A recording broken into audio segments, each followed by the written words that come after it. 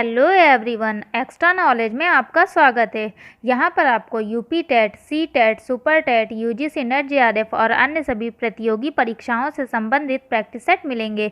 तो आज हम आपके लिए लाए हैं सी टेट बाल विकास का प्रैक्टिस सेट नंबर 3। तो आइए शुरू करते हैं।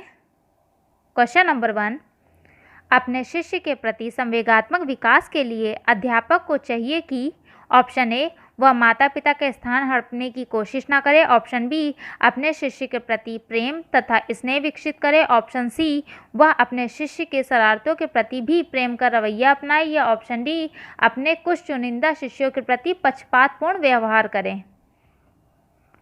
तो यहाँ पे आंसर होगा ऑप्शन बी, अपने शिष्यों के प्रति प्रेम तथा स्नेह विकसित करें। ये संवेगात्मक विकास के लिए आवश्यक है कि अध्यापक को अपने शिष्य के प्रति अगर संवेगात्मक विकास विकसित करना है तो उनमें प्रेम व स्नेह विकसित करे, तो वो संवेगात्मक विकास के अंतर्गत आएगा।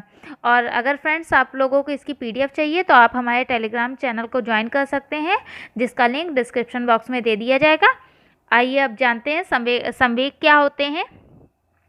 जैसे कि संवेग को इंग्लिश वर्ड में इमोशन बोलते हैं, ठीक है। और जो कि इमोशन शब्द लैटिन शब्द के इमोवर का अर्थ होता है टू एक्साइट या उत्तेजित होना, ठीक है।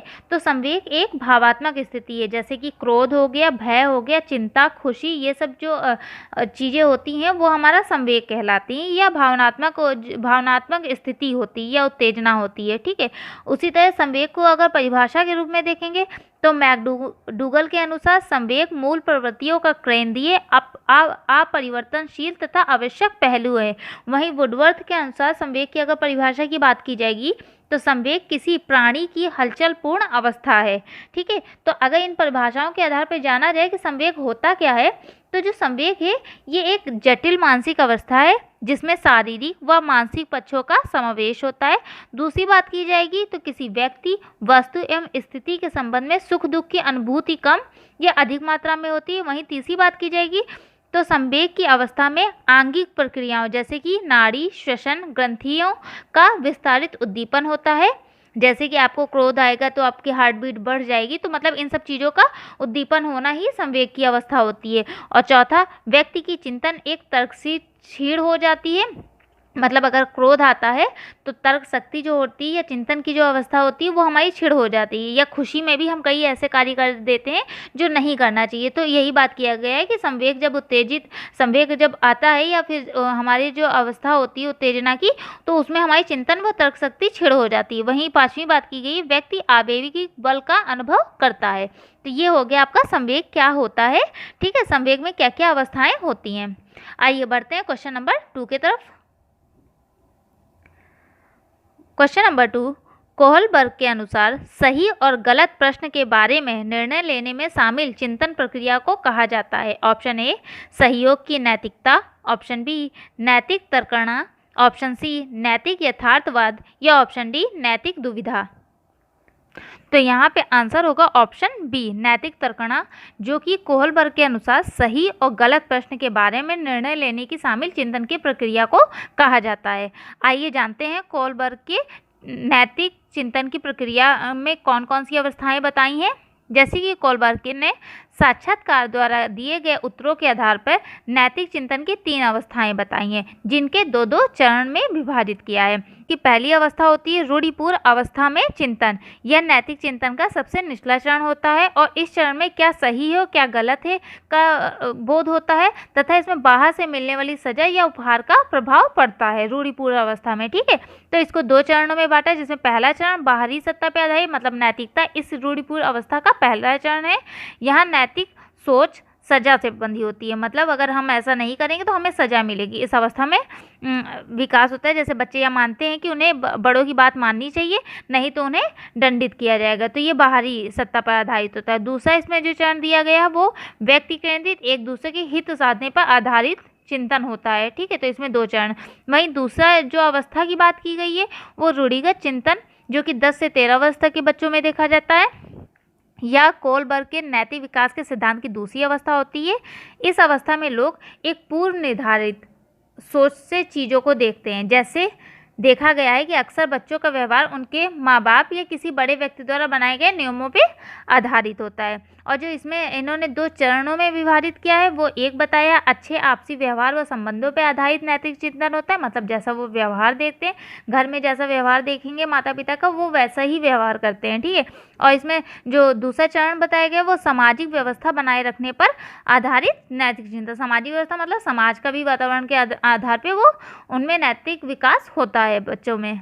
वहीं तीसरी अवस्था इन्होंने बताई रूढ़ि से ऊपर उठकर नैतिक चिंतन। ये कोलबर्ग के नैतिक विकास के सिद्धांत की तीसरी अवस्था होती है। इस स्थिति में वैकल्पिक रास्ते खोजे जाते हैं और अपना एक व्यक्तिगत नैतिक व्यवहार का रास्ता ढूंढा जाता है। मतलब इसमें किसी के व्यवहार को फॉलो ना करके कि अपना जो व्यवहार है, अपना जो व्यक्तित्व है, उसको सामने रखा जाता है। इसके भी 2 चरण दिए गए हैं, जिसमें पहला चरण है सामाजिक अनुबंध, उपयोगिता और व्यक्तिगत अधिकारों पर आधारित नैतिक चिंतन, और दूसरा सार्वभौमिक नीति सम्मत सिद्धांतों पर आधारित नैतिक चिंतन। तो ये था आपका कोलबर्ग के नैतिक चिंतन की अवस्थाएं। आइए बढ़ते हैं क्वेश्चन नंबर 3 की तरफ। हकलाने का मनोवैज्ञानिक कारण है। ऑप्शन ए घर तथा विद्यालय का तनावपूर्ण वातावरण, ऑप्शन बी शब्द भंडार अपर्याप्त होना, ऑप्शन सी संवेगों का तीव्र प्रवाह, या ऑप्शन डी त्रुटिपूर्ण वाक शैली। तो यहाँ पे आंसर होगा ऑप्शन सी संवेगों का तीव्र प्रवाह, जो कि हकलाने का मनोवैज्ञानिक कारण है। आइए बढ़ते हैं क्वेश्चन नंबर 4 की तरफ। विकास के किस आयाम के संबंध में पियाजे के विचार कोलबर्ग के विचार के समान है? ऑप्शन ए सामाजिक विकास, ऑप्शन बी संवेगात्मक विकास, ऑप्शन सी शारीरिक विकास, या ऑप्शन डी ज्ञानात्मक विकास। तो यहाँ पे आंसर होगा ऑप्शन डी ज्ञानात्मक विकास, जो कि पियाजे और कोलबर्ग के विचार ज्ञानात्मक या बोल सकते हैं संज्ञानात्मक विचार में समान है। आइए बढ़ते हैं अपने क्वेश्चन नंबर 5 की तरफ।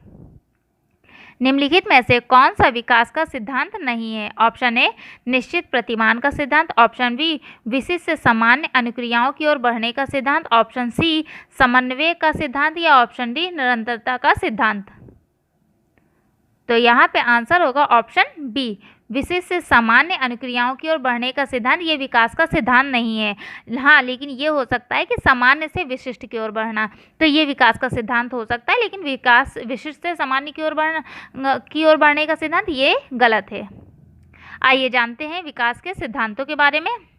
जैसे कि अगर बात की जाएगी कि विकास क्या होता है, तो विकास का जो तात्पर्य होता है वो व्यक्ति में नई नई विशेषताओं और क्षमताओं को विकसित करना होता है, जो कि प्रारंभिक जीवन से आरंभ होकर परिपक्व या मैच्योरिटी तक चलती रहती है। तो ये विकास होता है, ठीक है। तो विकास के कुछ सिद्धांत भी दिए गए हैं, जिसमें से जो कि इसमें पहला दिया गया है निरंतरता का सिद्धांत। विकास की प्रक्रिया कभी रुकती नहीं है। जन्म से लेकर मृत्यु तक मानव की शारीरिक मानसिक विकास की प्रक्रिया सतत चलती रहती। इसी कारणवश इसे निरंतर विकास का सिद्धांत बोला गया है। मतलब विकास एक समान गति से जबकि नहीं होता है, बल्कि अविराम गति से निरंतर चलता रहता। कभी तेज होता है तो कभी मंद होता है, लेकिन निरंतर इसका विकास होता रहता है। एकरूपता का सिद्धांत। तो विकास के सिद्धांत पर यदि चिंतन किया जाए तो कहीं ना कहीं आपको इसमें एकरूपता भी देखने को मिलेगी। इसको इस तरह से भी समझा जा सकता है कि एक बच्चा महाराष्ट्र में पैदा हुआ है, दूसरा बच्चा गुजरात में पैदा हुआ है।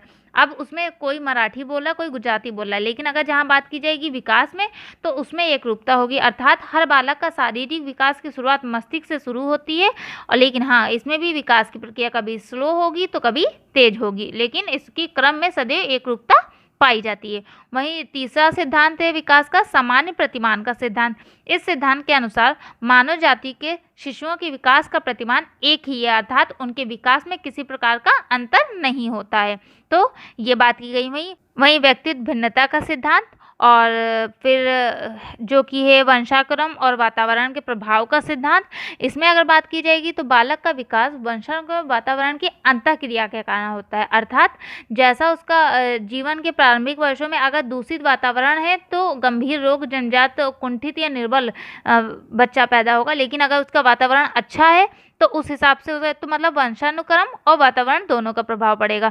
वहीं विकास की दिशा का सिद्धांत, तो इसमें जैसे कि हम पिछले अपने वीडियो में बता चुके हैं कि सिर से पाँव की ओर विकास होता है। तो इसमें बात की गई है कि किसी भी बच्चे का विकास जो होगा मस्तिष्क से होता है, फिर वो पैरों की ओर विकास होता है। और अगर इसे गहराई से समझा जाए तो पहले सिर से पाँव की ओर, रीढ़ की हड्डी से बाहर की ओर, और पहले स्वरूप और उसके बाद की प्रक्रिया, ये 3 रूपों में विकास के सिद्धांत की बात की गई है। वहीं विकास के क्रम का सिद्धांत, तो इसकी अगर बात की जाएगी तो इस सिद्धांत के अनुसार विकास एक व्यवस्थित व निश्चित क्रम में होता है। ठीक है, जो बालक की गति संबंधी या भाषा संबंधी विकास जो होगा वो एक क्रम में होगा। जैसे बात कर दी जाए कि पहले जन्म के समय शिशु केवल रोता है, वहीं अगर तीसरे माह में बात की जाएगी तो वो गले में एक विशेष प्रकार की आवाज़ निकालता है। वहीं छठे माह में बात की जाएगी तो आनंद ध्वनि जैसे कि खिलखिलाना, हंसना, इन सब चीज़ों में। सातवें माह में बात की जाएगी तो वो पा, बा, मा आदि वर्णों को बोलने का प्रयत्न करता है। तो ये विकास का एक क्रम चलता रहता है। ठीक है, वहीं परस्पर संबंध का सिद्धांत जो कि विकास का सिद्धांत है, तो इसमें बात की गई है कि बालक के जो शारीरिक या मानसिक या संवेगात्मक पक्ष के विकास में परस्पर संबंध होते हैं। मतलब शारीरिक विकास के साथ साथ उनकी रुचि, ध्यान और व्यवहार में भी परिवर्तन होता है। तो ये परस्पर संबंध होते हैं एक दूसरे से विकास, जैसे चाहे वो मानसिक हो, संवेगात्मक हो या शारीरिक हो, तीनों एक दूसरे से संबंध होकर चलते हैं। तो ये था आपका विकास के कुछ महत्वपूर्ण सिद्धांत। आइए बढ़ते हैं क्वेश्चन नंबर 6 की तरफ। विकास का मनोसामाजिक अवस्था दृष्टिकोण प्रतिपादित किया है। Option A Bandura, option B Freud, option C Kohlberg या ऑप्शन डी इरेक्शन।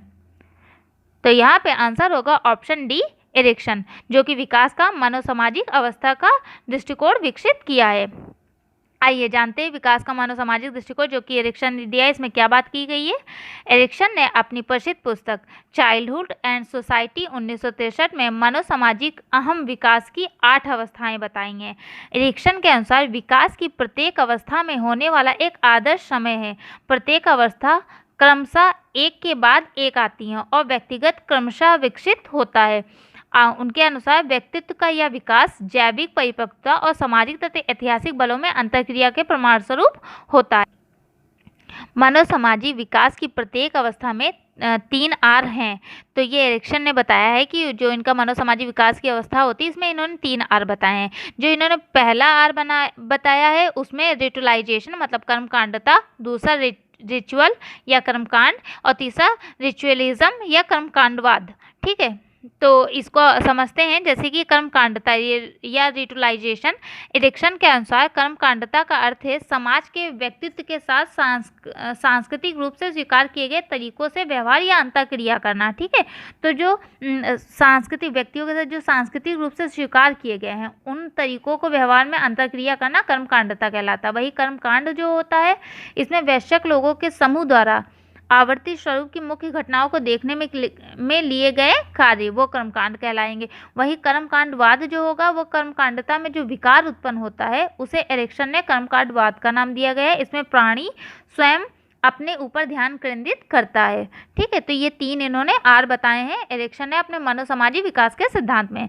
तो वहीं मनोसामाजिक विकास की अवस्थाओं में एरिक्सन ने 8 अवस्थाएं जो बताई हैं उन्हें भी जान लेते हैं। तो इन्होंने जो पहली अवस्था बताई है उसमें शैशव अवस्था में बात किया है विश्वास बनाम अविश्वास। ठीक है, दूसरी ने प्रारंभिक बाल्यावस्था जिसमें स्वतंत्रता बनाम लज्जाशीलता, और तीसरी ने खेल अवस्था जिसमें पहल शक्ति बनाम दोषिता, चौथी स्कूल अवस्था जिसमें परिश्रम बनाम हीनता, 5वीं किशोरावस्था जिसमें अहम पहचान बनाम भूमिका भ्रांति, और छठा इन्होंने तरुणा वयस्कावस्था जिसमें घनिष्ठ बनाम विलगम, और 7वां इन्होंने मध्य वयस्कावस्था जिसमें जननात्मक बनाम स्थिरता, वहीं परिपक्वता मतलब मैच्योरिटी में अहम संपूर्णता बनाम निराशा। ये इन्होंने 8 अवस्थाएं बताई हैं एरिक्सन ने अपने मनोसामाजिक विकास की अवस्था में, और 3 आर की बात की गई है, तो इन्हें याद रखिएगा। आइए बढ़ते अपने क्वेश्चन नंबर 7 की तरफ। श्रम तथा गर्व जैसी भावना का विकास किस अवस्था में होता है। ऑप्शन ए शैशवावस्था, ऑप्शन बी बाल्यावस्था, ऑप्शन सी किशोरावस्था या ऑप्शन डी वृद्धावस्था। तो यहाँ पे आंसर होगा ऑप्शन बी, बाल्यावस्था में श्रम तथा गर्व जैसी भावना का विकास होता है। आइए जानते हैं बाल्यावस्था के बारे में, जो कि बाल्यावस्था आपकी 6 से 12 वर्ष तक की आयु तक मानी जाती है। बाल्यावस्था को बालक का निर्माणकारी काल, प्रारंभिक विद्यालय की आयु, समूह की आयु, चुस्ती की आयु या गंदी आयु, इन सभी नामों से जाना जाता है। आइए बढ़ते हैं अपने क्वेश्चन नंबर 8 की तरफ। और फ्रेंड्स, अगर आपका कोई भी सुझाव हो तो आप हमें कमेंट बॉक्स में दे सकते हैं, या आपको कोई भी प्रैक्टिस सेट या फिर जो भी आपको जिस भी टॉपिक से संबंधित प्रैक्टिस सेट चाहिए हो तो आप हमें कमेंट बॉक्स में सुझाव दे सकते हैं और हम उस पर प्रयास करेंगे उस टॉपिक पे आपका प्रैक्टिस सेट लाने का। तो अब देख लेते हैं क्वेश्चन नंबर 8। मैकडूगल के अनुसार मूल प्रवृत्ति जिज्ञासा से संबंधित संवेग कौन सा है? ऑप्शन ए भय, ऑप्शन बी घृणा, ऑप्शन सी आश्चर्य या ऑप्शन डी भूख। तो यहाँ पे आंसर होगा ऑप्शन सी आश्चर्य, जो कि मैकडूगल के अनुसार मूल प्रवृत्ति जिज्ञासा संबंधी संवेग है। आइए जानते हैं मैकडूगल की मूल प्रवृत्तियाँ उन्होंने कौन कौन सी दी हैं। जो कि मैकडूगल ने 14 मूल प्रवृत्तियों के बारे में बात किया है। मैकडूगल ने मूल प्रवृत्तियों को जन्मजात प्रवृत्तियाँ मानते हुए उन्हें सभी प्रकार के संवेगों का जन्म देने वाला कहा है। उनके अनुसार मूल प्रवृत्तियाँ जन्म व्यवहार के 3 पक्ष होते हैं, एक ज्ञानात्मक, दूसरा भावनात्मक और तीसरा क्रियात्मक। तो ये 3 इन्होंने पक्ष बताए हैं जो कि मूल प्रवृत्तियों के जन्म व्यवहार को लिए जरूरी होते हैं। तो जो मूल प्रवृत्तियाँ उससे संबंधित संवेग, जैसे पलायन का भय होगा, युयुत्सा जो क्रोध होगा। तो इस तरह से करके इनके जो 14 मूल प्रवृत्तियाँ हैं वो हमने यहाँ पे आपको दे दी हैं। आप इसका PDF लेकर के और एक बार इन्हें देख लीजिएगा, ठीक है। आइए अब बढ़ते अपने क्वेश्चन नंबर 9 की तरफ। बालक अपने व्यवहार की सामाजिक स्वीकृति किस अवस्था में चाहता है? ऑप्शन ए किशोरावस्था, ऑप्शन बी बाल्यावस्था, ऑप्शन सी शैशवावस्था या ऑप्शन डी पौणावस्था। तो यहाँ पे आंसर होगा ऑप्शन ए। किशोरावस्था में जो बालक होता है वो अपने व्यवहारों की सामाजिक स्वीकृति चाहता है, मतलब वो चाहता है कि उसका जो भी व्यवहार है उसे समाज स्वीकार करे। ये किशोरावस्था में की दशा होती है। आइए जानते हैं किशोरावस्था के बारे में। जैसे कि किशोरावस्था जो कि 12 वर्ष से 18 वर्ष तक होती है, और किशोरावस्था को एक बड़ी उलझन की अवस्था, अत्यंत धूर्त एवं तीव्र विकास का काल, एक अत्यंत संवेगात्मक उथल पुथल, झंझा और तनाव की अवस्था भी कहते हैं, तथा एक अटपटी या साम्यावस्था भी कहते हैं। तो अगर आ जाए कि एक अटपटी व साम्यावस्था किसे कहते हैं, किस अवस्था को कहते हैं, तो किशोरावस्था। तो ये सब चीज़ें किशोरावस्था को बोलते हैं। वहीं किशोरावस्था की अगर आयु की बात की जाएगी तो इसे पूर्व किशोरावस्था या उत्तर किशोरावस्था में भी कुछ मनोवैज्ञानिक ने बांटा है, ठीक है, जिसमें 12 से 16 वर्ष तक की आयु को पूर्व किशोरावस्था, वहीं 16 से या 18 से 21 वर्ष की आयु को उत्तर किशोरावस्था के रूप में कुछ मनोवैज्ञानिक ने बांटा है। लेकिन सामान्य रूप से अगर इनकी आयु की बात की जाएगी किशोरावस्था की, तो 12 से 18 वर्ष तक की होती है। वहीं किशोरावस्था के 2 विकास के सिद्धांत भी है जिन्हें ध्यान रखिएगा, क्योंकि कभी भी पूछा जा सकता है। विकास के सिद्धांत तो आप लोगों को याद रहते हैं, लेकिन अगर आ जाए किशोरावस्था के विकास का सिद्धांत कौन सा है या नहीं है, तो इन्होंने जो किशोरावस्था के 2 विकास के सिद्धांत है वो 2 हैं। एक त्वरित विकास का सिद्धांत, दूसरा क्रमिक विकास का सिद्धांत। जो त्वरित विकास का सिद्धांत है, इस सिद्धांत का समर्थक स्टैनले हॉल ने किया था। उनका कहना था कि किशोरों के अनेक क्रांतिकारी परिवर्तन आकस्मिक रूप से होते हैं, इसलिए इन्होंने बताया कि त्वरित विकास का सिद्धांत दिया, क्योंकि इस अवस्था में एकदम अचानक से परिवर्तन होता है। और दूसरा जो क्रमिक विकास का सिद्धांत है, इस सिद्धांत का समर्थक थॉर्नडाइक, किंग और हॉलिंगवर्थ ने किया। और इनका कथन था कि किशोरावस्था में शारीरिक, मानसिक, संवेगात्मक परिवर्तनों के फलस्वरूप जो नवीनताएं दिखाई देती हैं वे एकदम ना आकर धीरे धीरे क्रमशः आती हैं। तो इन्होंने क्रमिक। आइए बढ़ते हैं क्वेश्चन नंबर 10 और लास्ट क्वेश्चन की तरफ। गर्भधान काल की अवस्था नहीं है। ऑप्शन ए शैशवावस्था, ऑप्शन बी डिंब, ऑप्शन सी बीजकरण या ऑप्शन डी भ्रूणावस्था। तो यहाँ पे आंसर होगा ऑप्शन ए शैशवावस्था, जो कि गर्भधान काल की अवस्था नहीं है। आइए जानते हैं गर्भधान काल की अवस्थाओं के बारे में। जैसे कि अंडाणु जो होते हैं वो शुक्राणु से मिलकर निषेचित होते हैं और त्यों ही मानव के जीवन का प्रारंभ हो जाता है। निषेचित अंड सर्वप्रथम 2 कोषों में विभाजित होता है, जिसमें से प्रत्येक कोष पुनः दो भागों में विभाजित हो जाते हैं। इनमें से कुछ कोष प्रजनन कोष बन जाते हैं तथा अन्य शरीर कोष बन जाते हैं, ठीक है। और शरीर कोषों से मांसपेशियां, स्नायु, शरीर के अन्य भागों का निर्माण होता है। निषेचन से जन्म तक के समय को जन्म पूर्व काल या जन्म पूर्व विकास का काल भी कहते हैं। सामान्य जन्म पूर्व काल 10 चंद्रमास या 9 कैलेंडर मास अथवा 40 सप्ताह या 280 दिन का होता है। तो गर्भधारण की अगर बात की जाएगी कि इसकी पीरियड या इसकी अवधि कितनी होती है, तो 40 सप्ताह या 280 दिन जरूर याद रखिएगा, ठीक है। और भ्रूणावस्था में शरीर विकास, जन्म से पूर्व शरीर का जो विकास होता है वो डिंबावस्था, तो डिंबावस्था या गर्भ स्थिति भी बोलते हैं। शुक्राणु एवं डिंब के सहयोग से समय से लेकर 2 सप्ताह तक ये मानी जाती है। इस अवस्था में कोषों का विभाजन होता है, जो कि ऊपर हमने बताया था कि 2 कोष में विभाजित हो जाते हैं, ठीक है। और गर्भाशय में पहुंच जाने पर इसका आकार हुक के समान हो जाता है। कभी कभी डिंब वाहिनी नलिका में चिपक कर वृद्धि करने लगता है। ऐसे गर्भ को नलिका गर्भ भी कहते हैं। इस प्रक्रिया को आरोपण कहते हैं। डिंबावस्था 3 कारणों से महत्वपूर्ण हो जाता है। एक, निषेचित अंड गर्भाशय से आरोपित होने से पूर्व निष्क्रिय हो जाता है, और द्वितीय, आरोपण गलत स्थान पे हो सकता है, और तीसरा बताया आरोपण होना संभव नहीं होता है। वहीं दूसरी अवस्था थी पिंडावस्था या भ्रूणीयावस्था। तो जन्म के पूर्व विकास का द्वितीय काल पिंडावस्था या पिंड का काल कहा जाता है। यह अवस्था निषेचन के तीसरे सप्ताह शुरू होकर 8वें सप्ताह तक चलती है। कोषों का समूह एक लघु मानव के रूप में विकसित हो जाता है। तो अगर लघु मानव के रूप में, तो यह आपके पिंडावस्था में होता है। शरीर के लगभग समस्त मुख्य विशेषताएं बाह्य व आंतरिक अवधि या लघु अवधि में स्पष्ट हो जाती है। इस काल के विकास में मस्तिष्क अधोमुखी दिशा में होता है, अर्थात सर्वप्रथम मस्तिष्क क्षेत्र का विकास होता है, फिर धड़ क्षेत्र का विकास होता है, अंत में पैर का विकास होता है।